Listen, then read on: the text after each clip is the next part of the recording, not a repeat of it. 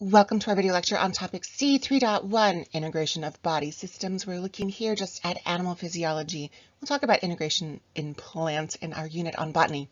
Our guiding questions: what are the roles of nerves and hormones in the integration of body systems? And what are the roles of feedback mechanisms in the regulation of body systems? And our objectives, my friends, there are a lot. We're going to talk about the hierarchies of structures within living things and the needs for integrating those structures. We're going to talk about the nervous system, the endocrine system, the brain, the spinal cord, sensory and motor neurons. We're going to talk about reflex arcs. We're going to talk about the cerebellum, which is a chunk of the brain. We're going to talk about some hormones. We will come back and talk about more hormones later when we get to our lesson on homeostasis. But today we're just going to briefly chat about melatonin, epinephrine, and ADH. ADH is also called antidiuretic hormone. All of these guys are involved in some feedback loops. We'll talk about the importance of those feedback loops. And then we're going to talk about the enteric nervous system, how we move food through our alimentary canal or the digestive tract. And let's go. Us living things are composed of cells. Of course, that's one of the tenets of cell theory. Us multicellular organisms have cells that work together. Those are called tissues. Tissues working together are organs. Organs working together become an organ system. And then, of course, we have us organisms. We could get a little bit more widespread and talk about groups of organisms or populations, and then communities and ecosystems and biomes. We could get more micro level and talk about the organelles within cells and the molecules within organelles. But we're going to focus here for today and talk about the need for integrating these things working together. Integration is done mainly by the nervous system and then the hormone system. Us animals have both hormones and a nervous system. Plants don't have a nervous system, but they do have hormones. We'll talk about that when we get to our unit on botany. One of the cool things that results from the integration of us systems is that we have these emergent properties.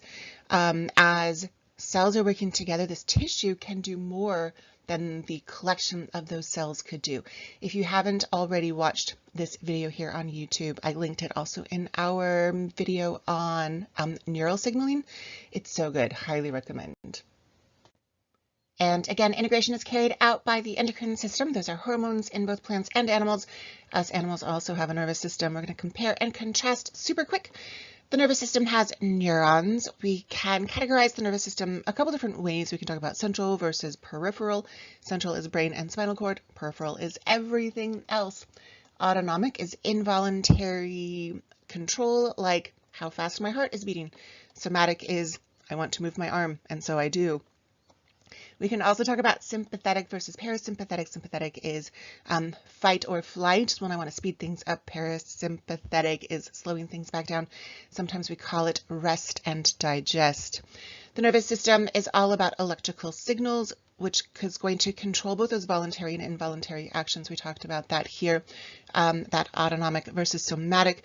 These nervous system signals are super fast to get propagated, super fast to get passed, but they last kind of for a very short amount of time. That's different from the endocrine system, where that response is going to be slow to get going, but it's a much longer lived response. Hormones control only involuntary actions. There's no voluntary release of a hormone to make a thing happen on purpose. We have, again, those hormones in the endocrine system. What's kind of cool, those glandular cells of the endocrine system are going to release the hormones into the circulatory system. So the circulatory system and the endocrine system work together. The circulatory system is going to carry those hormones around to the target tissues. Of course, we know that the circulatory system also carries blood and nutrients and gases like oxygen, waste products like urea. So circulatory system, definitely super important to lots of integration. Talking about a little bit of compare, a thing that the nervous system and the endocrine system have in common is so cool. We have epinephrine, which is both a neurotransmitter and a hormone. Oh, that should say hormone, not plural, which is super cool. We have some sensory organs that are going to signal the nervous system. That's going to tell our autonomic or involuntary system to stimulate the adrenal glands. Those guys sit on top of the kidneys.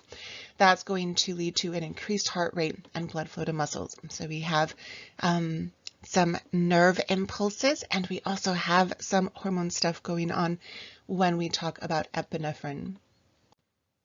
And of course, the hub of the nervous system is the brain. The brain has a couple different pieces and parts. All of this is the cerebrum. We also call it the cerebral cortex. Cortex just means like an outer layer of some structure. The cerebral cortex is chunked into a couple different pieces. We have the frontal lobe, we have the parietal lobe, we have the occipital lobe. We also have, kind of over here, but got sliced away in this cross section, the temporal. The temporal lobe is also a lobe in the brain. We have a cerebellum. We're going to talk about it in a couple of slides. We're also going to talk in a couple of slides about the medulla, which is part of the brain stem. The pons, the medulla, and then the top of the spinal cord are what we call the brain stem. We also have embedded in our brain a hypothalamus and pituitary glands. This is our connection between the brain and the endocrine system. Also in our heads, we have some cranial nerves. These cranial nerves collect information, sensory information from around our heads. It gets processed by the brain, and then there are other nerves that have some kind of response. So we have the optic nerves collect information from our eyeballs, send it to the brain to get processed, and then we have some other nerves that control eye movement. What's kind of crazy, so our eyeballs are up here in the fronts of our heads, right? The visual cortex, where we process our visual stimuli, is all the way back here in the occipital lobe. Crazy sauce.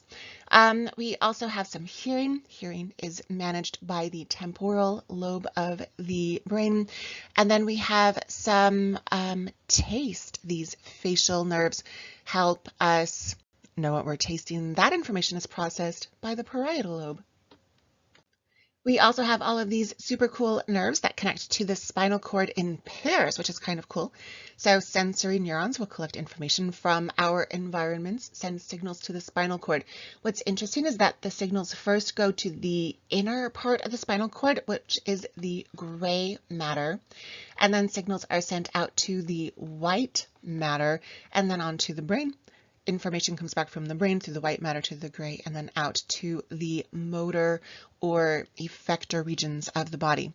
Here again is a model. We've got our gray matter on the inside, white matter slightly outside, lots of vertebrae to keep the spinal cord safe.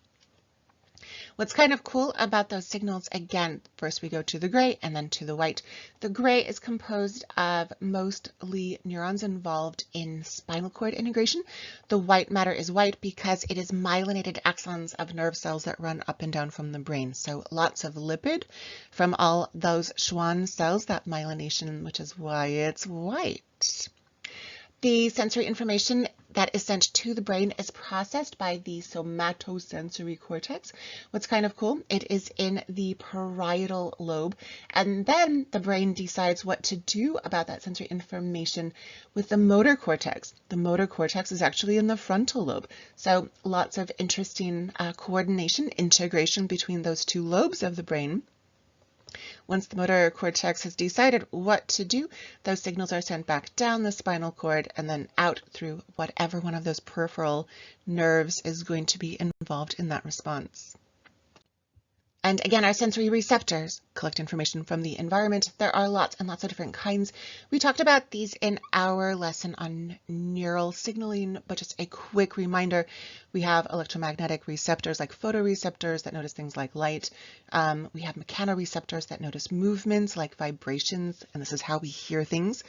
We have chemoreceptors for smell and taste, and then also within our bodies noticing pH changes and whatnot. We have nociceptors for pain. We have thermoreceptors for heat. So lots of different kinds of sensory receptors send information to the brain. What's kind of cool about our sensory neurons, they have a slightly different shape. So notice that we've got lots and lots of axon terminals here, and our soma, or the cell body where the nucleus is actually a little bit closer to the axon terminal than it is to the dendrites where we are collecting the information from the environment. to the soma, a little bit closer to the spinal cord. With our motor neurons, these are the guys that carry information from the spinal cord to our muscles. The soma is pretty much the first thing that we have. So all the dendrites are here, soma is here, axon, and then we have our motor end plate. Motor end plate is that synapse between this motor neuron and then muscle. That is also known as our neuromuscular junction. We talked about this a little bit in our video on muscles and motility. If you want to rewatch that, the QR code will take you there. Remember that in our neuromuscular junction, we have our motor neuron, that axon terminal. We're going to release some neurotransmitters. It is often acetylcholine when we're talking about muscle movement. It's going to depolarize our muscles, and then we're going to have sarcomeres shorten as the myosin heads bind to the actin and sliding filaments.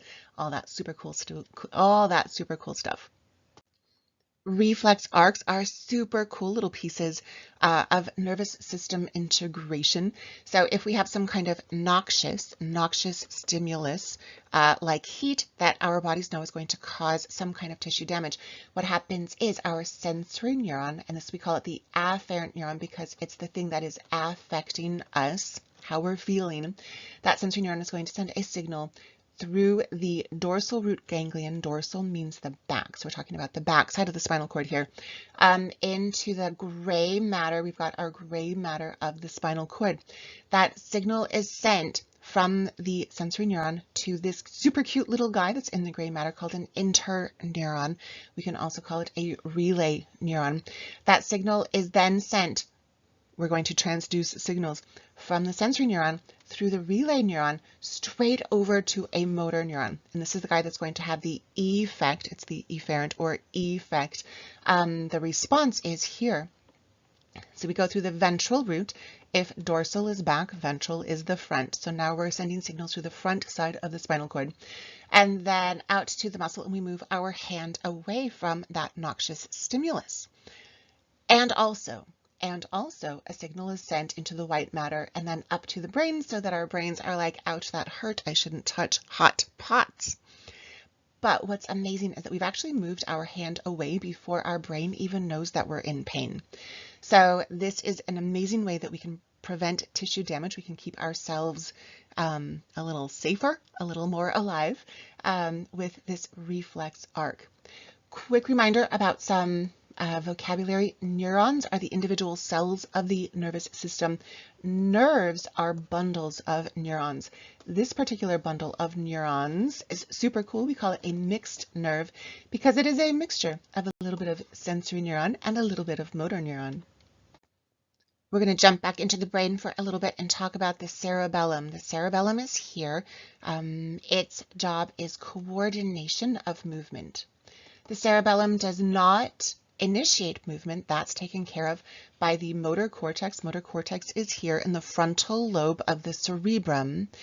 But as the motor cortex sends signals to our bodies and tells us to move, there is some sensory information that comes back from our moving parts and sent to the cerebellum. And the cerebellum is, ooh, we could smooth this out a little bit. We could have more coordinated movement. So again, the motor cortex says, let's move.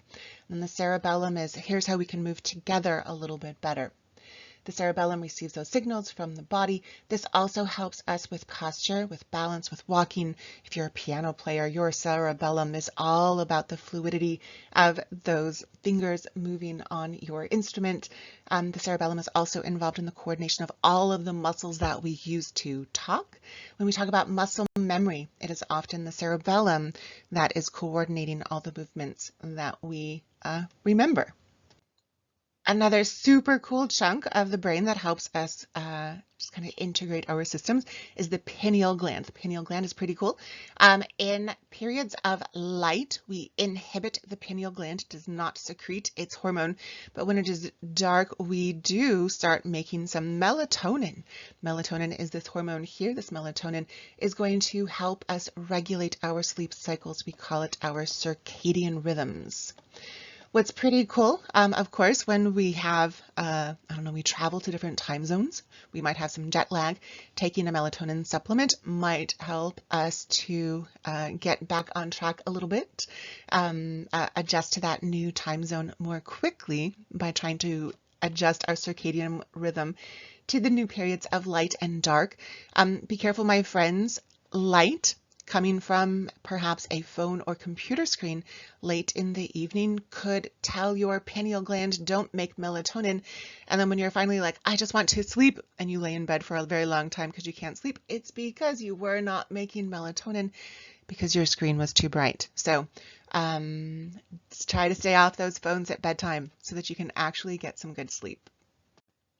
Also in our brain is the hypothalamus, and this is our connection between the nervous system and the endocrine system. So the hypothalamus is here, zoomed in, it's here. It is connected to the pituitary gland, which is here. Hypothalamus is pretty cool. It's got some neurons that are receptors for conditions coming from the autonomic nervous system. So pH and glucose levels, blood pressure, these are all monitored by these neurons in the hypothalamus. Those neurons are going to send signals to the glandular cells. There are also glandular cells in the hypothalamus. The hypothalamus can make the appropriate hormones. Those hormones are sent just to the pituitary. So the hypothalamus doesn't release any hormones into the bloodstream. The hypothalamus only sends hormones to the pituitary gland. Some of those can be stimulatory, some of those can be inhibitory. So we turn on and turn off different pieces of the pituitary. That pituitary gland, again, is here. What is super cool is that it has two different lobes. It has an anterior and a posterior part. Anterior means in the front, and then posterior means in the back.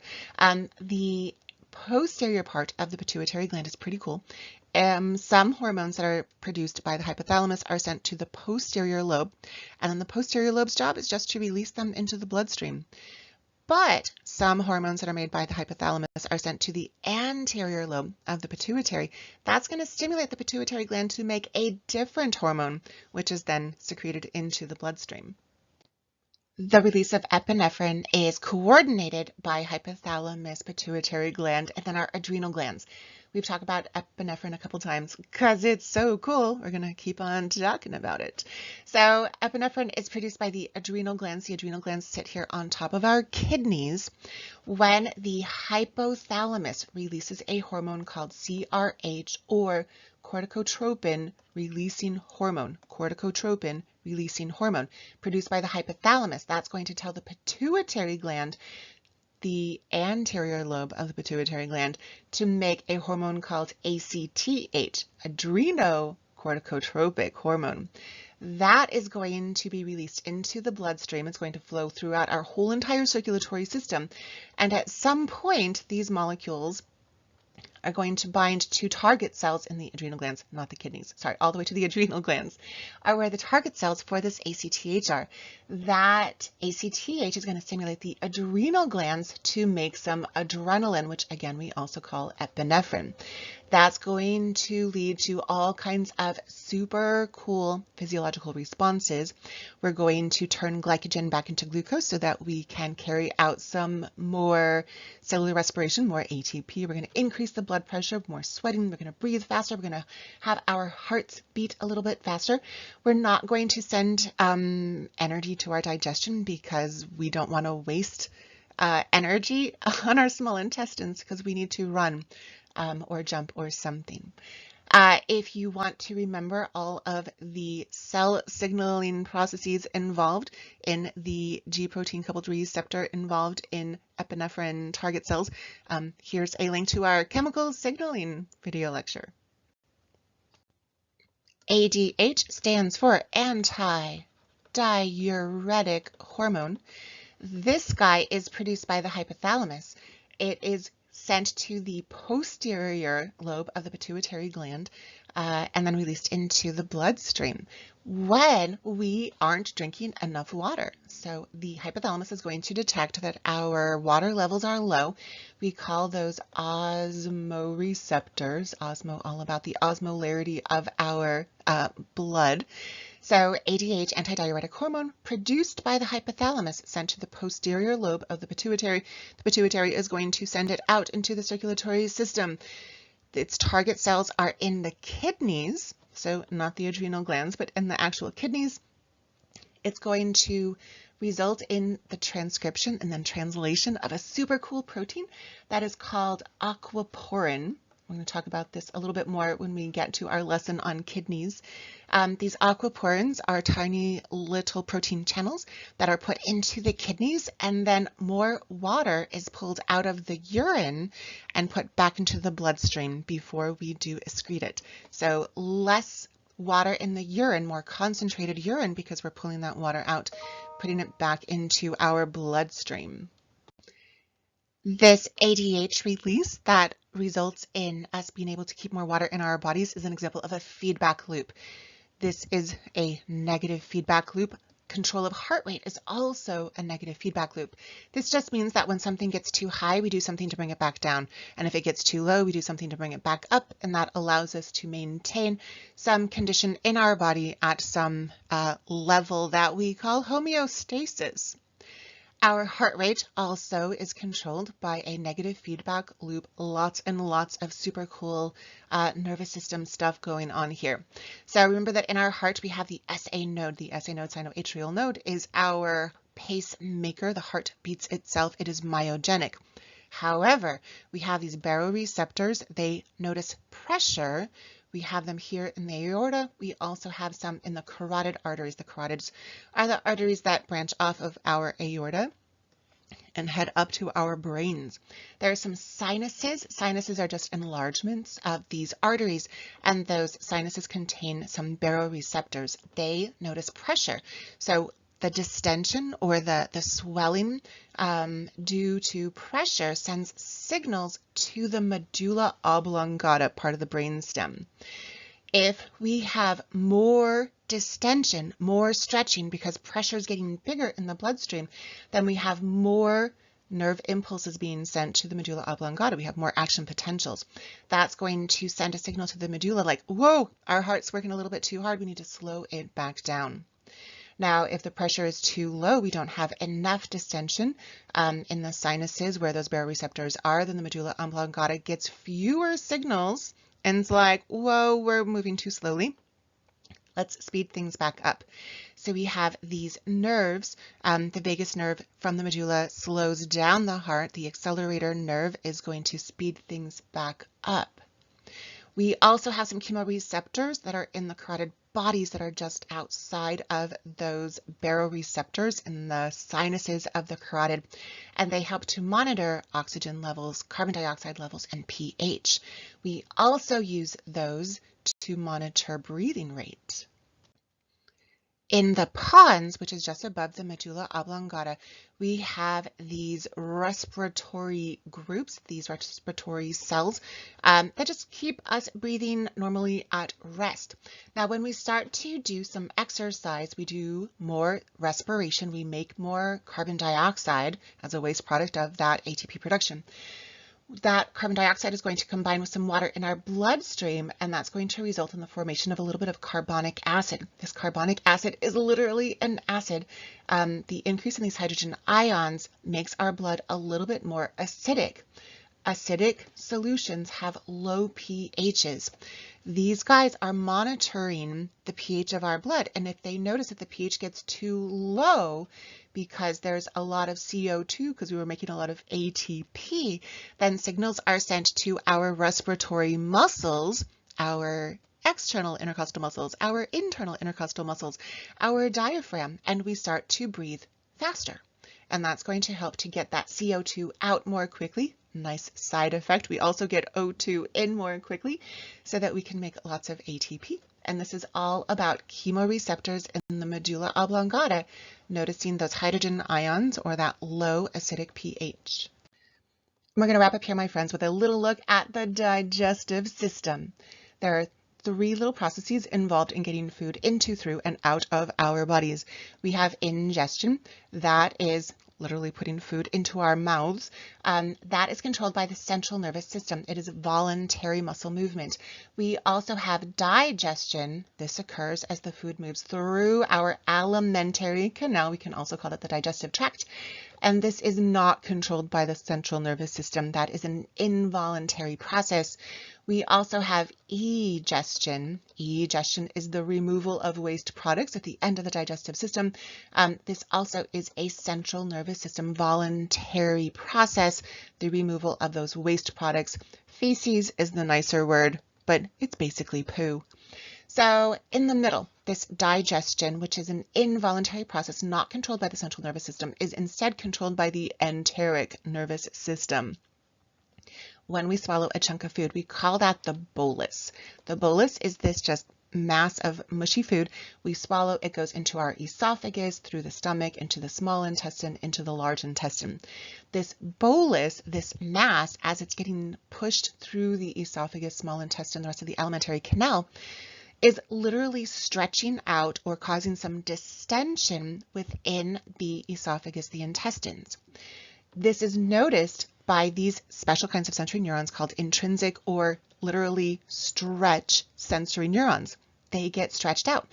When that happens, they send two signals. One signal is sent behind the food bolus, and it causes an excitation of some muscles, and those muscles contract down, and that food gets squeezed that away.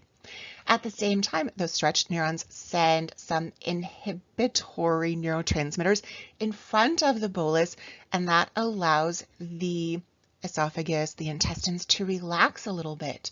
And so we squeeze and we relax, and then we squeeze and we relax, and that pushes that bolus right on through the digestive tract.